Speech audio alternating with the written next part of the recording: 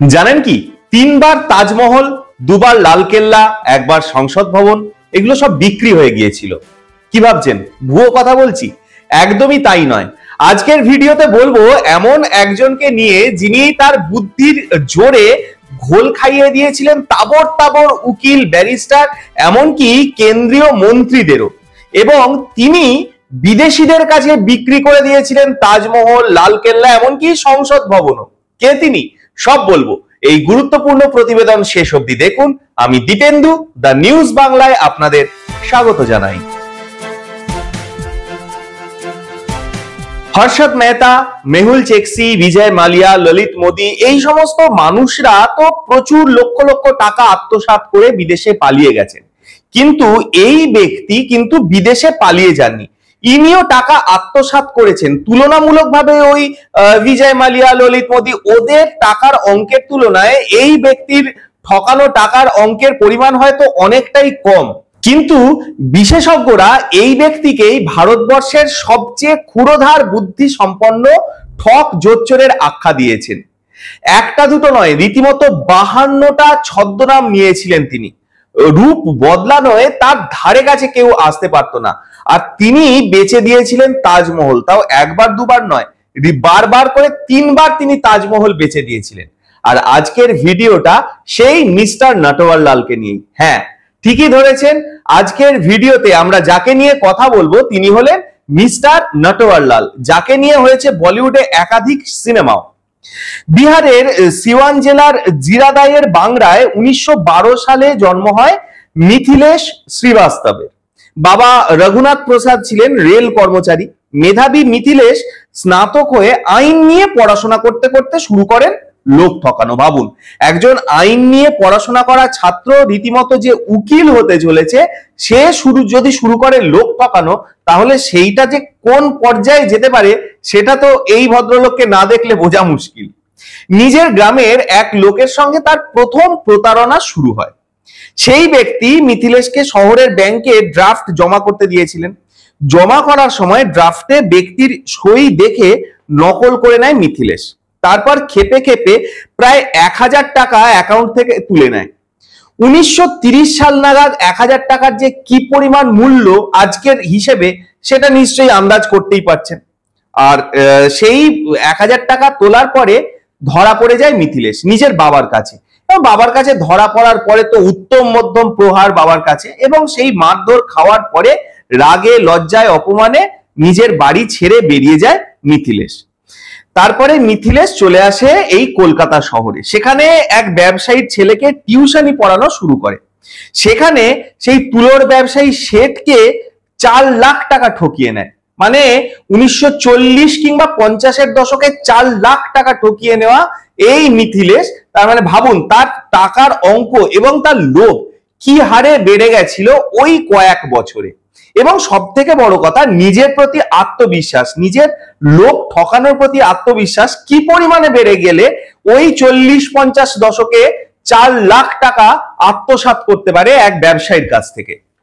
এরপর 66 বছর ধরে ভারতের 8টা রাজ্যে 50টা ছদ্মনাম ব্যবহার করে প্রায় 400 লোককে ঠকিয়ে কোটি কোটি টাকা উপার্জন করেছে এই মিথিলেশ শ্রীবাস্তব। ছদ্মবেশ ধারণ করায় অসম্ভব পটু ছিল এই নটওয়ারলাল। প্রতারণার নিত্য নতুন আইডিয়াও বের করত। যেমন তুখোড় ইংরেজি বলতে পারত, তেমনই ছিল তার ব্যক্তিত্ব আর আইনের বিষয়ে অগাধ জ্ঞান। এছাড়াও মানুষদের সই হুবহু জাল করতে পারত মিথিলেশ। মাত্র একবার কারো সই দেখলে সেই সইটা হুবহু নকল করে ফেলতে পারত সে। বেশিরভাগ লোককে সে ঠকিয়েছে সই জাল করে। নটওয়ারলাল সমাজসেবী বা বিশিষ্ট কোনো কেন্দ্রীয় মন্ত্রীর সেক্রেটারি বা কোনো বড় দলের নেতা সেজে মোটা অঙ্কের চাঁদা তুলতো। এবং এই চাঁদা তুলতো কার কাছ থেকে জানেন? টাটা, বিড়লা, ধীরুভাই আম্বানি, এই সমস্ত বড় বড় ব্যবসায়ীদের কাছ থেকে মোটা অঙ্কের চাঁদা তুলতো। নিখুঁত কাগজপত্র, নথি আর অসামান্য কথা বলার ক্ষমতা ছিল মিথিলেশের। সেই কারণে এই বড় বড় ব্যবসায়ীরা, টাটা, বিড়লা, ধীরুভাই আম্বানি, এনারাও বুঝতে পারেননি যে এই লোকটা একটা ঠক জোচ্চোর। তারাও বহু দিন ধরে অর্থ দিয়ে গেছে মিথিলেশকে। নিজেকে সবসময় কোনো কেন্দ্রীয় স্তরের নেতা বা মন্ত্রীর সেক্রেটারি বলতো। সেই রকম সাজ পোশাক, জাল সরকারি কাগজপত্র ও স্ট্যাম্প সেই স্ট্যাম্পও নিজের সঙ্গে রাখতো। এইসব দিয়ে দেশের বিখ্যাত বিখ্যাত স্বর্ণ ব্যবসায়ীদের বোকা বানিয়ে তাদের কাছ থেকে লক্ষ লক্ষ টাকার হিরে জহরত সোনা দানা কিনে জাল চেক বা ড্রাফট দিত, তারপর আর তার টিকিট দেখা পাওয়া যেত না। একবার এক ঘটনা ঘটেছে, তখন রাজীব গান্ধী আমাদের দেশের প্রধানমন্ত্রী। সেই সময় কেন্দ্রীয় অর্থমন্ত্রী নারায়ণ দত্ত তিওয়ারির সেক্রেটারি সেজে দিল্লির এক নামকরা ঘড়ির দোকানে যায় নটওয়ারলাল। মালিককে গিয়ে বলে প্রধানমন্ত্রী ভারতে সফররত বিদেশি অতিথিদের 90টা দামি ঘড়ি উপহার দেবেন, সেই জন্য ঘড়ি কিনতে তাকে পাঠিয়েছে কেন্দ্রীয় অর্থমন্ত্রী। অশোক স্তম্ভের ছাপ মারা সরকারি প্যাডে মন্ত্রীর সই করা চিঠি দেখে দোকানদার 90টা ঘড়ি নিয়ে নর্থ ব্লকে অর্থমন্ত্রীর সঙ্গে দেখা করতে যায়। সেখানে ঘড়ি ডেলিভারি নিয়ে সরকারি ড্রাফটও দেয় ওই নটওয়ারলাল। ড্রাফট ভাঙাতে গিয়ে দোকানদার দেখে এই তো ড্রাফট জাল, এটা নকল ড্রাফট। ব্যাস, তার তখন মাথায় হাত, সঙ্গে সঙ্গে খোঁজ পড়ে যায় ওই ব্যক্তির, এবং ততক্ষণে নটওয়ারলাল পগার পার। আইনজীবী হওয়ার কারণে বিভিন্ন জমি জমা সংক্রান্ত যে সমস্ত আইন বা তার কাগজপত্র নিয়ে, সেই সমস্ত নিয়ে প্রচুর জ্ঞান ছিল নটওয়ারলাল। আর এই জ্ঞানটাকেই কাজে লাগিয়ে সে জীবনের সব থেকে বড় প্রতারণার কাজটা শুরু করলো। সে সরকারি এমন কাগজপত্র, জাল কাগজপত্র বের করলো যাতে এটাই প্রমাণ হয় যে তাজমহলের মালিকানা তার।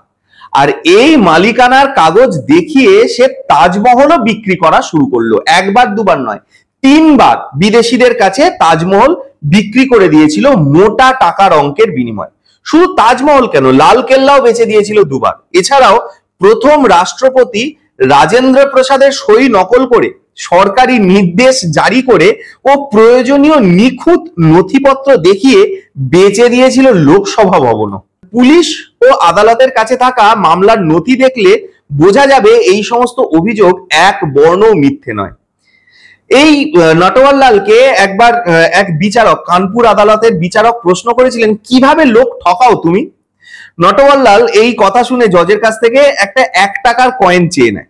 টাকা নিয়ে পকেটে পুরে নটওয়ারলাল উত্তর দিয়েছিল, আমি লোকেদের কাছে টাকা চাই, এভাবেই লোকেরা আমাকে টাকা দিয়ে দেয়। আমি কাউকে বন্দুক দেখিয়ে বা মারধর করে কিন্তু কোনোদিন টাকা লুট করিনি। 150টা মামলা আমার বিরুদ্ধে, আক্রমণ বা আঘাত করার কিন্তু কোনো অভিযোগ নেই। আমি চেয়েছি, ওরা দিয়েছে। ভারত সরকার চাইলে আমার বুদ্ধি ধার নিতে পারে, সেক্ষেত্রে আমি যেটা করতে পারি সেটা হচ্ছে বিদেশের কাছে ভারতের যাবতীয় যা ঋণ রয়েছে সমস্ত ঋণ আমি পরিশোধ করে দিতে পারি। বলাই বাহুল্য, সেই 1 টাকা সেই জজ সাহেব আর কিন্তু ফেরতও পাননি। নটওয়ারলালকে নিয়ে একটা দারুণ মজার ঘটনা আছে। নটওয়ারলাল তখন লখনৌয়ের জেলে বন্দী। জেলে বন্দী থাকাকালীন বারবার তার কাছে তার বউয়ের চিঠি আসছে, কিন্তু কোনোবার সেই চিঠির সে উত্তর দেয় না। এদিকে জেলার সাহেব নটওয়ারলালকে বারবার বলছে যে তোমার বউয়ের চিঠি আসছে, তুমি কেন কোনো চিঠির উত্তর দিচ্ছ না? নটওয়ারলাল তখন বাধ্য হয়ে 9 নম্বর চিঠির উত্তর দিয়ে আর একটা চিঠি লিখলো। তার বউয়ের 9 নম্বর চিঠিতে কি লেখা ছিল? 9 নম্বর চিঠিতে লেখা ছিল যে বাড়িতে কোনো টাকা পয়সা নেই, এদিকে জমি চাষ করতে হবে, আমি জমি চাষ করার কোনো টাকা পয়সা পাচ্ছি না, তুমি যে করে হোক একটু ব্যবস্থা করো। তখন নটওয়ারলাল এই জেলারের কথায় এই চিঠির উত্তর হিসেবে যেটা লিখলো তাতে লেখা ছিল যে আমার বাড়ির দক্ষিণ দিকের জমিতে 1 ফুট গভীরে সোনাদানা পোতা আছে, আপাতত সেই সোনাদানা তোলো এবং সেইটা বেচে যা টাকা পয়সা আসে সেই টাকা পয়সা দিয়ে জমি চাষ করো। এবং নটওয়ারলাল জানতো যে এই চিঠি পুলিশ পড়বে, তারপরে তার বউকে পাঠাবে, এবং স্বাভাবিকভাবেই তাই হলো। পরের দিন সকালবেলায় থানা থেকে প্রচুর লোক গেল নটওয়ারলালের বাড়িতে, এবং তার বাড়ির দক্ষিণ দিকের যে জমি সেই জমি খোঁড়াখুড়ি করে একদম মানে ছন্নছাড়া করে দিল সেই জমি, এবং সেই জমি খোঁড়াখুড়ি করেও তারপরেও সেখানে একটুও সোনা পাওয়া গেল না। এর কিছুদিন পরে ওই বউয়ের, নটওয়ারলালের বউয়ের আরো একটা চিঠি এলো নটওয়ারলালের কাছে, পুলিশ এসে পুরো জমি খোঁড়াখুড়ি করে দিয়েছে, আর চাষ করতে কোনো অসুবিধা হবে না। এই চিঠি পড়ে সেই জেলা সাহেব তো একদম রাগে অগ্নিশর্মা, নটওয়ারলালের কাছে এসে চিৎকার চেঁচামেচি করতে শুরু করে দিয়েছে। নটওয়ারলাল তখন হালকা হেসে উত্তর দিল, আপনিই তো বলেছিলেন, আমি তো কোনো উত্তর দিতে চাইনি আমার বউয়ের চিঠির, আপনি তো বলেছিলেন বউয়ের চিঠির উত্তর দিতে, সেই জন্য আমি বউকে জেলে বসে সামান্য যা উপকার করার সেটাই করে দিলাম। ভাবুন একবার, কত বুদ্ধি থাকলে এই রকম একটা কাজ করা সম্ভব হয়। পুরো পুলিশ দপ্তরকে পুরো ঘোল খাইয়ে দেওয়া, এবং সেটা অবশ্যই জেলে বসে। ভাবুন একবার। 66 বছর ধরে প্রতারণা করে মোট 9 বার জেল খেটেছিলেন নটওয়ারলাল, আর জেলে মোট কাটিয়েছিলেন 20 বছর। 8টা রাজ্যে তার নামে 150টারও বেশি মামলা রয়েছে। আর এই 150টা মামলার মধ্যে প্রথম 14টা মামলাতেই যা ফলাফল দাঁড়ায় তাতে নটওয়ারলালের মোট 113 বছরের জেল হয়েছিল। তবে 9 বারই জেল থেকে পালিয়ে গিয়েছিল নটওয়ারলাল। একবার সাংবাদিকরা তাকে জিজ্ঞাসা করেছিল যে কি করে সে জেল থেকে পালায়। মুচকি হেসে নটওয়ারলাল বলেছিল, ওরা জেলের আর জেল ভ্যানের দরজা খুলে রেখে আমাকে চলে যেতে বলে, তখন আমি কি করব বলুন। 1996 সালে যখন শেষবারের মতো গ্রেপ্তার হয় নটওয়ারলাল, সেই সময় তার বয়স 84 বছর। ভাবুন একবার, 84 বছরের একজন বৃদ্ধ সে জোচ্চুরির অপরাধে পুলিশের কাছে গ্রেপ্তার হলো। সেই সময় নটওয়ারলাল একদম অশীতিপর বৃদ্ধ, তার চলাফেরারও ক্ষমতা নেই। হুইল চেয়ারে করেই তাকে নিয়ে যাওয়া হচ্ছে এবং হুইল চেয়ারে করে কানপুর জেল থেকে তাকে নিয়ে যাওয়া হচ্ছে দিল্লি এইমসে চিকিৎসার জন্য। কানপুর থেকে ট্রেনে করে নটওয়ারলালকে দিল্লিতে নিয়ে এসে ট্রেন থেকে নামিয়ে আবার হুইল চেয়ারে বসানো হয়। জেল পুলিশরা তখন রেল পুলিশের সঙ্গে কথা বলতে বলতে আচমকা পিছন ঘুরে দেখে যে হুইল চেয়ার ফাঁকা। মানে ভাবুন, 84 বছরের এক বৃদ্ধ যে পুলিশের পুরো একদম পুলিশি নিরাপত্তায় কানপুর থেকে দিল্লি এলো এবং দিল্লিতে এসে দুজন পুলিশ কথা বলছে, নিমেষের মধ্যে উধাও ওই 84 বছরের বৃদ্ধ। এবং তারপর থেকে সেই দিন সেই ঘটনার পর থেকে আর কিন্তু কেউ নটওয়ারলালের কোনো সন্ধান পায়নি। সেই দিনই শেষবারের মতো দেখা গিয়েছিল নটওয়ারলালকে। নটওয়ারলালের যে গ্রাম, সেই বাংরা গ্রামের অধিবাসীরা আজও কিন্তু তাকে ভগবান মানে। তাকে সেখানে শুধু নটওয়ারলাল বলা চলবে না, বলতে হবে মিস্টার নটওয়ারলাল বা মিথিলেশ বাবু। গ্রামের লোকেরা আজও বলে যে গরিবদের লুটে যারা বড়লোক হয়েছিল তাদেরকে লুটে মিথিলেশ বাবু সেই টাকা আবার গরিবদের ফিরিয়ে দিত। 80-র দশকে 3টে গাড়ির কনভয় নিয়ে শেষবার গ্রামে গিয়েছিল নটওয়ারলাল। শামিয়ানা টাঙিয়ে গ্রামের জন্য বিশাল ভুরিভোজের ব্যবস্থাও করেছিল। খাওয়ার পর গ্রামবাসীদের প্রত্যেককে 100 টাকা করে দিয়েছিল এবং এই পুরো ঘটনা পুলিশ কিন্তু জানতেও পারেনি। 2009 সালে নটওয়ারলালের উকিল আদালতে জানান যে নটওয়ারলাল জুলাই মাসের 25 তারিখে মারা গেছে, তাই বকেয়া শতাধিক মামলা খারিজ করে দেওয়া হোক।